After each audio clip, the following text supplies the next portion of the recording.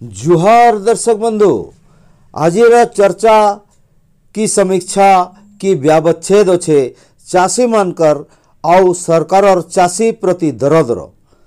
आपण जानिथिबे जे गत 3 फेब्रुआरी दिने भारतर प्रधानमंत्री नरेंद्र मोदी संबलपुर के आसिकरी तांकर भाषण देथिले। भाषण रे से चाषी मानकर कथा भी रखिथिले, किंतु प्रधानमंत्री केते भल और केते भूल तथ्य सबू देले तार व्यवच्छेद समीक्षा करिछन चाषींकर दरदी नेता रमेश महापात्र। आमार अनुरोध जे चाषी भाई माने तांकर पूरा कथा सुनुन आउ अन्य चाषी मान के शेयर करी सजाग करूँ। आज जदि सजाग नहीं हेले आउ समय नैन। धन्यवाद। रमेश महापात्र कृषक संगठन जन कर्मी काली भारत प्रधानमंत्री यशस्वी प्रधानमंत्री संबलपुर आसते एवं अनेक गुड़े प्रकल्प उद्घाटन कले एवं ग्यारंटी समारोह रे सामिल होकर वक्तव्य रखले। वक्तव्य कृषक मान रूप भी किसी कहले जेनटा के नहीं करी कृषक संगठन हिसाब से मैं संपूर्ण भाव में खंडन करुचे। प्रथम कहले जे सारा भारत वर्षर सम्मान निधि योजना रे कृषक मान आय वृद्धि होइछे। ओडिशा रे 40 लाख कृषक मान को पाखापाखि प्रत्येक कृषक 30,000 हिसाब से पैसा पाइछन बोलिक आमे जदि ताहाके विश्लेषण करमा जानमार के पायमा सम्मान निधि योजना प्रत्येक 3 मासे 2000 टंका गोटे चाषी के दिया जाएसी, जेनटा कि 16 किस्ती हिसाब रे भारत वर्षर चाषी माने पेइछन। जदि ओडिशा के सेटा विश्लेषण करमा ताले गोटे चाषी वर्षक 6000 टंका पाउची, अर्थ दिन को मात्र 16 टंका पाउची। आज आमे जदि देखमा 16 टंकार मूल्य काना अच्छे प्रधानमंत्री निश्चित भाव में बुझीछन एवं चाषी मान केनता भोका बनाई आसी 30,000 कोटी टंका कही करी सेटा आम माने ताकर वक्तव्य रे सुनमार के पाउछु। जेते बेले 16 टंका दिन को सम्मान निधि योजना देकरी कृषक मान को सम्मान देलु बोली के कहउछन, तार ऑपोजिट साइड रे आमे जदि देखमा कृषक माने विभिन्न समय रे जेन लांच दउछन, जेन ऑफिसर माने शोषण करूछन, ताहाकू दिन को 16 टंका रु अधिक लाभ दउथुवा सरकारी तथ्य प्रकाशित करूछि। दिन को भारत वर्ष साधारण गरीब लोक 50 टंका रु अधिक लाभ देकर निजर काम के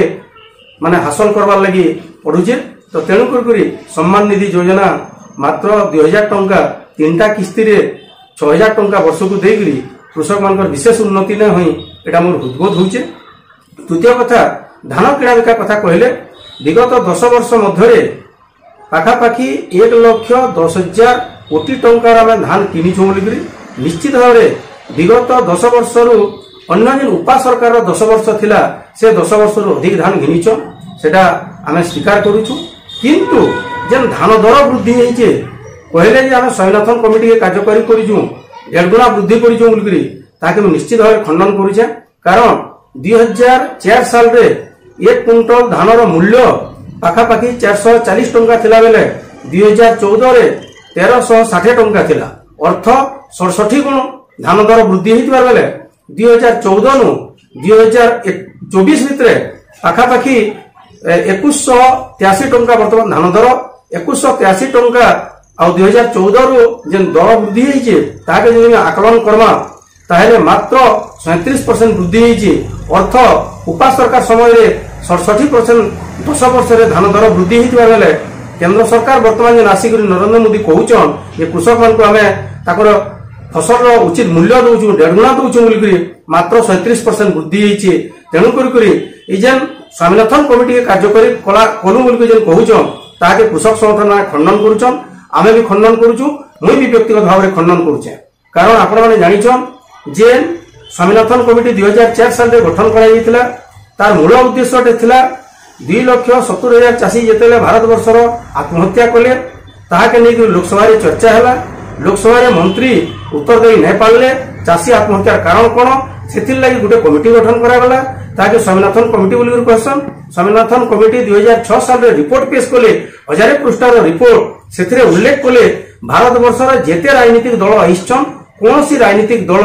कृषक मान को तार उचित मूल्य दे न पारि एवं मूल्य तो देवर दूर कथा मूल्य ठीक भी करना पारि बोली कहिछन। तो सेथिर लागि से गुटे प्रस्ताव देइतिले फसल 1.5 गुणा जदि नै देबे ताले चाषी माने आसंता वर्ष मान चाष नहीं करन, चाष क्षेत्र निरुत्साहित अच्छे। तेणुक फसल डेढ़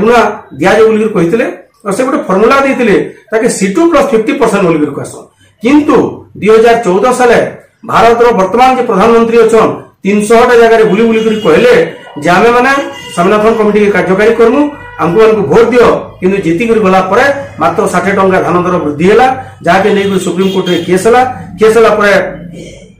सरकार तरफ उत्तर देले जे जदि आमे धान दर बा कृषिजात सामग्री उचित मूल्य देमु ताहले बाजार व्यवस्था डेस्ट्रॉय हो जाबो आज किंतु से माने कहउछन जे आमे स्वामीनाथन कमिटी के कार्यकारी कलु बा फसल डेढ़ देलु बोलकरी इटा जेंटा बढ़ी छी आज्ञा सेटा होउची A2 + FL A2 + FL रो अर्थ होउची फैमिली लेवल तार ऊपर 50% लाभ फैमिली लेवल रे जेतेले आमे देखुछु एक्चुअल कॉस्ट आ फैमिली लेवल रे जेतेले देखुछु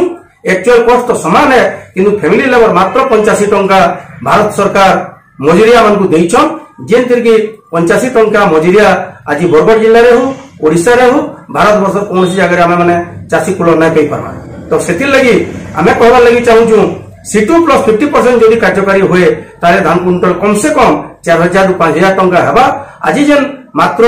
गला थर 143 टंका वृद्धि करी 2183 टंका करी स्वामीनाथन कमिटी के कार्यकारी कलु बोल जेन पासपोर्ट मारुचन सेटा संपूर्ण भाव में भूल कहउचन एवं कौन प्रकार जुक्ति नाना सेतिरे स्वामीनाथन कमिटी के कार्यकारी करूँ और कृषक मान उचित मूल्य दि जाऊ एटा कृषक संगठन आम दाबी है मिछ प्रहलिका मिछ प्रतिश्रुति देकरी फिर थोड़े भोट हटाबार लगी कौन प्रकार चेष्टा नहीं करूँ आप जान आज्ञा आम जिते कृषक मान उन्नति है कहूँ से देखा पाऊँ जे 2014 साल रे सारा भारत वर्षर कृषक मैंने लाग लगी ऋण जेन कर चाष करवार लगी से 6,50,000 कोटी टंका थिला आज से लाख बढ़ी बढ़ी करी 2024 आज सुधा 18,50,000 कोटी टंका लाग लगले अर्थ 67% अधिक आम 2014 रु 2024 भितर 10 वर्ष मध्य चाषी मान लाग परिमाण बढ़ी आम कहबार लगी चाहूँ जदि कृषक मान उन्नति होइछे कृषक मान लगी अनेक गुड़े योजना आपण माने कार्यकारी करिजन आ प्रकृत कृषक माने जदि आर्थिक दिगरे समृद्ध होजन ताले लाख का गुड़ी कहछ चाषी आत्महत्या काहे लगी होउची जदि आमे आज देखमा ऋणग्रस्त चाषी तार निज खेत छाड़ी करी दादन जीवाले बाध्य होउची तो एंता अनेक प्रश्न भितरे केवल आमे 3-4टा जिनिस कहबार लगी चाहूछु गुटे सरकार केंद्र आ गुटे सरकार राज्य जेते गुडी आगुर भी सरकार माने आइस्तिले कृषक मान लगी कौन सरकार माने किछि नै करी एटा निर्वाचन वर्ष है मिछ कथा नै कहि करी कृषिजात सामग्री उचित मूल्य दि जाऊ जिन्ना स्वामीनाथन कमिटी हमको रिपोर्ट देइछन से रिपोर्ट आधार रे कृषिजात सामग्री मूल्य ठीक करा जाऊ भारत वर्षर जेते राजनीतिक दल अछन समस्त भोट सर्वस्व राजनीतिक दल भोट दिगरे जदि हारी जुमो कि लागसी माने अनेक प्रकार प्रतिश्रुति देसन और ताके कार्यकारी भी करूछन आमे जदि देखमा सद्य आम जे निर्वाचन शेष होइतिबा छत्तीसगढ़ रो आगुरो राज्य सरकार किसी बोनस दूला सेटा भी गोटे राष्ट्रीय दल थिले एवं एबे जेन सरकारटा से जगह सरकार गठन करिजन से माने गोटे राष्ट्रीय दल आगुर कांग्रेस थिला एबे बीजेपी अछन बीजेपी दल 21 कुंटल एवं 3100 टंका रे एकड़े जमी रो पाखापाखि 67,100 टंका छत्तीसगढ़ चाषी माने पाउतबार बेले ओडिसा रे 13 कुंटल 2183 टंका रे आमे जेंटा कि पाखापाखि 28,000 टंका पाउछु जदि देखमा से तुलना रे आमठू 37 रो 38,000 टंका छत्तीसगढ़ चाषी माने अधिका पाउछन किंतु विडंबनार कथा इटे ये दुईटा राष्ट्रीय दल से कांग्रेस हो बा बीजेपी हो से माने सारा भारत वर्ष रे ताकर दल अछि किंतु से माने का करी खाली छत्तीसगढ़ के 3100 बा आगुर जेन सरकार थिला से माने बोनस देई करी सरकार गठन करबा लागि प्रतिश्रुति दोजना बुझि नै परबा जदि प्रकृति रे माने राष्ट्रीय दल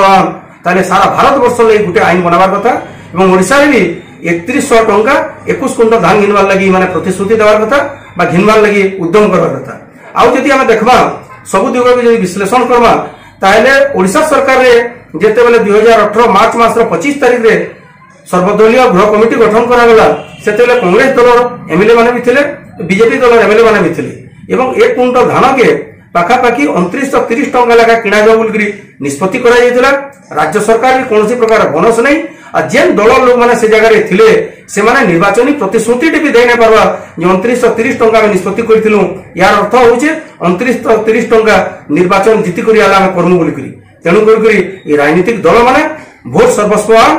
ओडिसा रा चासी माने जदि हमें भोट ताको डरै नहीं पारवा ताले हमको हम न्याय नहीं मिले उचित अधिकार नहीं मिले हमको एकत्रित होकर लड़ाई करवा के पड़वा आ कृषक माने गोटे भोटर एटा सरकार देखा